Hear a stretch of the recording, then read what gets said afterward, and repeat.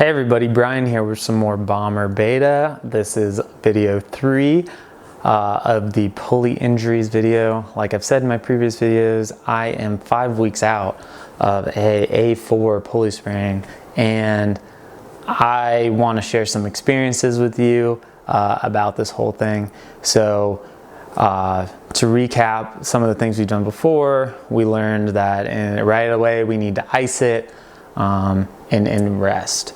And then immediately, once the inflammation has gone down, we're going to start doing some functional therapy with some balls and rollers and acupuncture rings and all this good stuff to get that range of motion back. And once we're feeling good, which should be about 2 to 4 weeks, so functional therapy with the Volker 2006 study said that the grade 1, which the grade 1 again was the A4 partial tear, would be 2 to 4 weeks. Same for the complete A4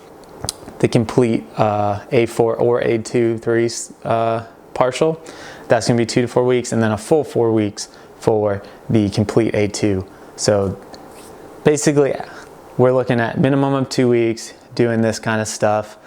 As your injury gets worse and worse, we're looking up to 4 weeks. So for me, I did 2 because I had a partial tear in my A4. So the first thing that you want to do is start to hang, and it sounds a little crazy, right? And this is probably not what you were thinking, but 2-finger pockets. What? 2-finger pockets, right? That seems a little intense, but it seems to work. And this is straight from Esther Smith's protocol. And I'm gonna link her entire thing down there that she did with Black Diamond. It was really cool. But essentially, you need to get a hangboard with some 2-finger pockets. I personally just do it on a full thing, and I just don't put my index and pinky on. And I'm using probably up to minus 30 pounds off of my body weight. So you use a pulley system to take weight off your body. So at that point, you're trying to hang. I would suggest first maybe trying to do 3 fingers, but often if you do 4, if you can imagine 4 fingers, to get them all in, you're gonna be at the half crimp typically. 3 fingers, you can do a very open crimp. And 2, you can do very open, probably like that. And I'm going to show you some good hanging technique. Hopefully I overdub it, but essentially you'll be kind of using your thumb to hold your index finger, the first part of your index finger straight up. That is going to be key. We don't want to get into this really locked off full crimp pocket thing. That's going to cause a lot of stress throughout your hand, which is injured. We don't want to do that. And this is going to also teach us how to properly pull on pockets in the future, because inevitably in climbing you're going to run into a point where you have to use a pocket that's not 4 fingers, or it's going to be like 1 or 2 fingers. So this is going to help with all that. And so the whole entire point of this protocol is to do those 2-finger hangs. We're going to do 3 to 5 hangs for 10 seconds. And we're going to try pretty hard, but not full on. And we don't want to feel any pain in our tendon after about 2 to 3 minutes after we're done. And we definitely don't want to feel like we did it again the next day. So if you feel that's point, it's probably time to back off a bit. But before that, it's probably going to be fine. Be gentle with this though. Like I said, I'm not a medical professional, and I'm going to link below where you can find the exact advice from these medical professionals. I'm just telling you my personal experience with it.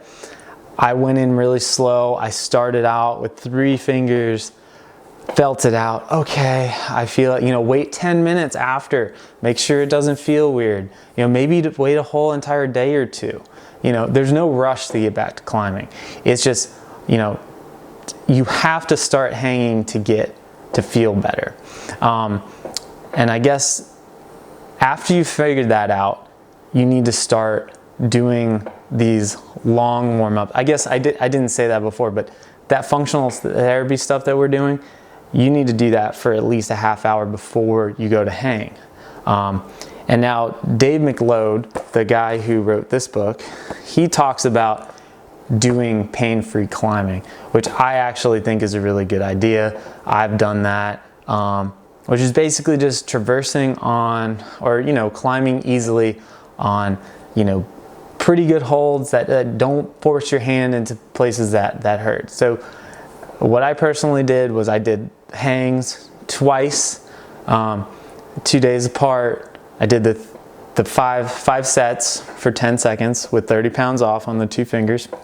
And then from there, I went and I climbed. And I actually climbed outside because I had the opportunity, because I live in a place that I can do that very easily.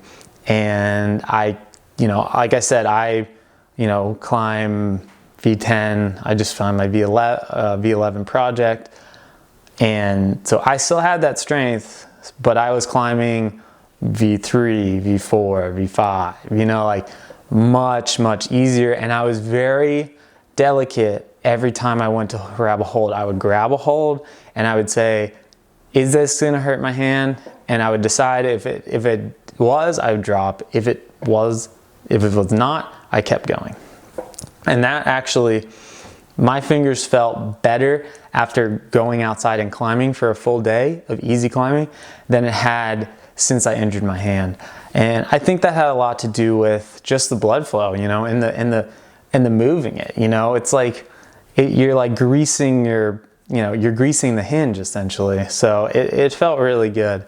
And now I brought like these two out with me, a little ring and the other little thing to kind of in between sessions to work on that. And I also buddy taped, which I will talk about in the fourth part of this video. But basically going back and forth between this easy climbing while you're properly taped up and this remodeling session where you're hanging for a decent amount of time and not injuring yourself again, you could see a big increase in, or you could see your injury essentially diminish within 4 to 8 weeks, according to the Esther Smith protocol, which I'm at 5 weeks out.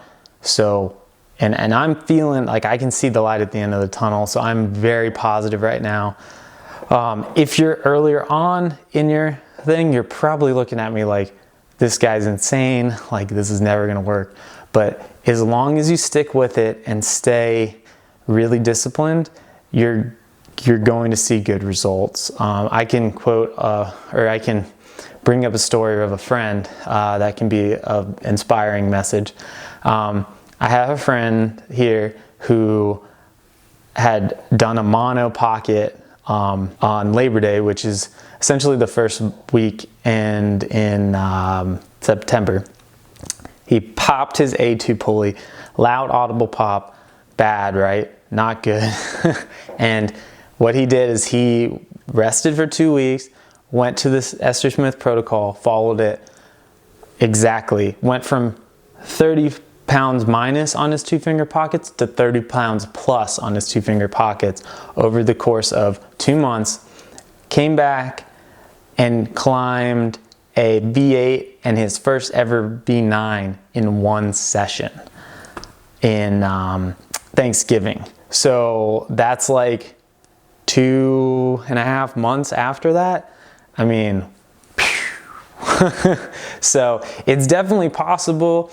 Those results might be extreme, but still, if you stick with this, you should see good results. And you know, a good opportunity would be maybe, you know, if you have any questions, contact me. But if it's anything super medical related, I'll probably refer you to go to grassroots self-treatment and actually ask Esther Smith herself, because she'll probably be able to give you better advice than I will. But thanks a lot for watching. I'm gonna go over the fourth video where we're doing full climbing and taping once I'm actually fully recovered in hopefully a couple weeks. Oh, I can't wait. But yeah, I hope everybody really liked this, and leave a comment below, subscribe, do all that good stuff, and catch you later.